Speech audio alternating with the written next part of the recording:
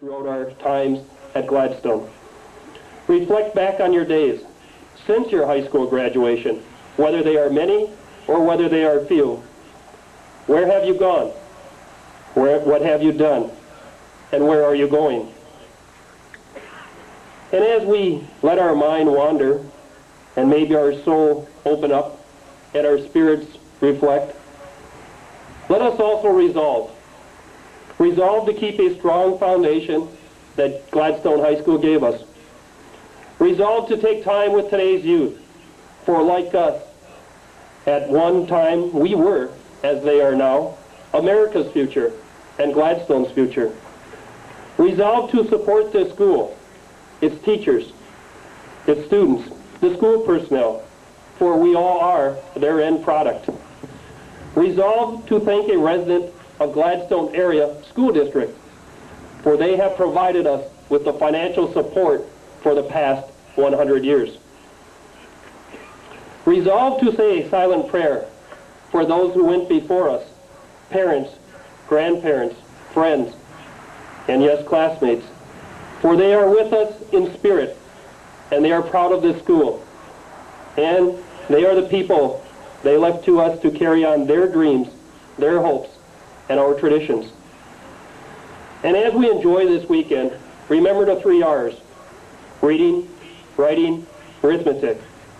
Combine those 3 R's with the 3 R's that I have spoken of: remembrance of over 100-year tradition at Gladstone High School, reflect on those who've gone before us, and resolve to build on the past, to honor the present, and to look forward to the future. Reading to reminisce, writing to reflect, arithmetic to resolve tomorrow's challenges. The 3 R's we learned at Gladstone High School, combined with the 3 R's that we have learned since we've left, equate to a successful, complete centennial celebration. As we leave here today, let us reminisce back to that homecoming game or graduation. Let us reflect on the friends we've made and the lessons we've learned. Let us resolve to live our lives to the fullest. Thank you.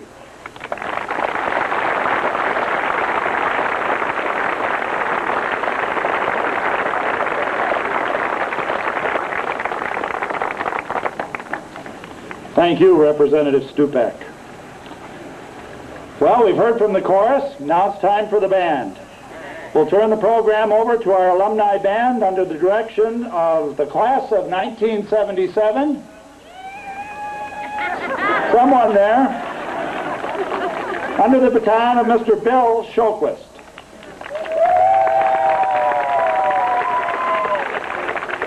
The band will be doing a Glenn Miller medley and selection of Sousa marches.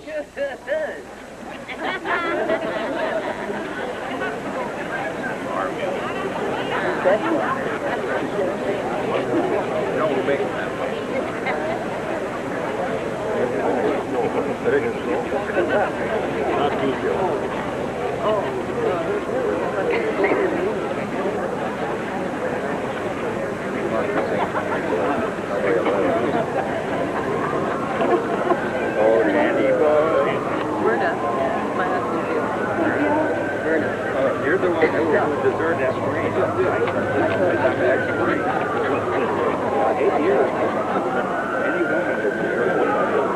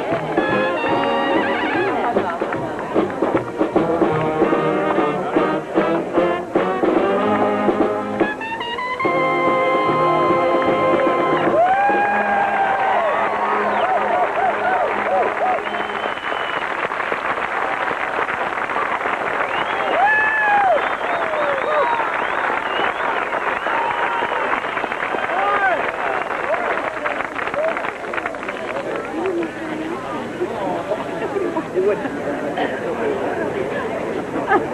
Like I said.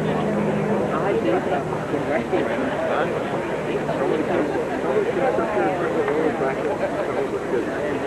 right. I know different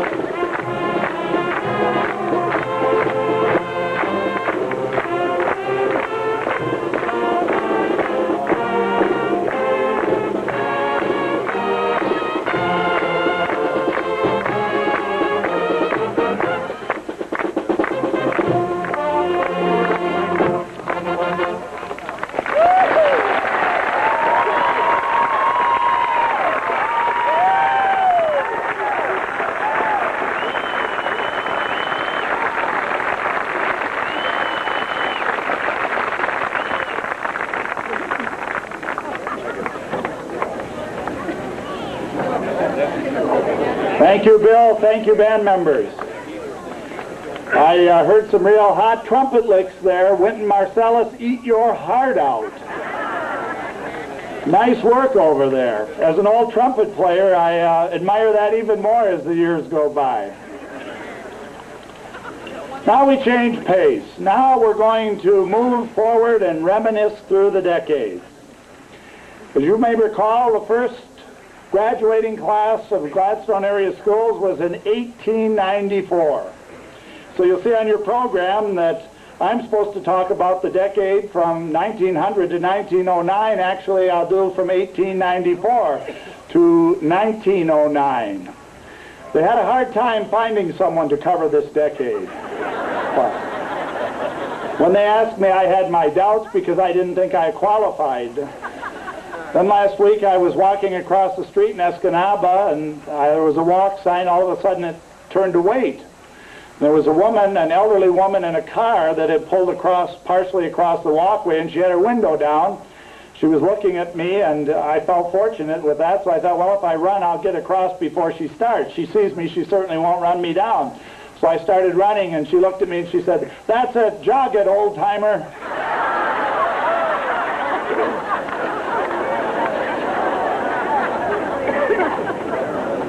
Humility is good for the soul. So let's start then back with 1894 and through 1909. On August 16, 1887, editor Charles Mason wrote in the local newspaper, The Delta, wrote these words: A school must be established here soon, and the freeholders of the town should get together and arrange for one. A school district was organized at a meeting in Aaron Miller's store, and steps were taken to establish a school here as soon as possible on September 5, 1887. The school district contracted for a 20 by 30-foot schoolhouse on October 3, 1887 to be built on the northeast corner of 10th Street and Wisconsin. Now, if my geography serves me, that ought to be the Fritz and Thelma Pepin household. On November 19, 1887, the schoolhouse was ready to be occupied with the attendance of 55 students. The first teacher of the new schoolhouse was Mary Jones. 2 years later, in June of 1889, a meeting of the legal voters in the school district was called to vote on the issuance of bonds. These bonds were issued for the sum of $8,000 for a new building. The building was to be constructed on the southeast corner of Michigan and 11th Street. Now, this is the building that many of us attended. Ironically, some First and Second Ward citizens protested concerning the location. They felt that this location was too far away from the large and populous part of the city.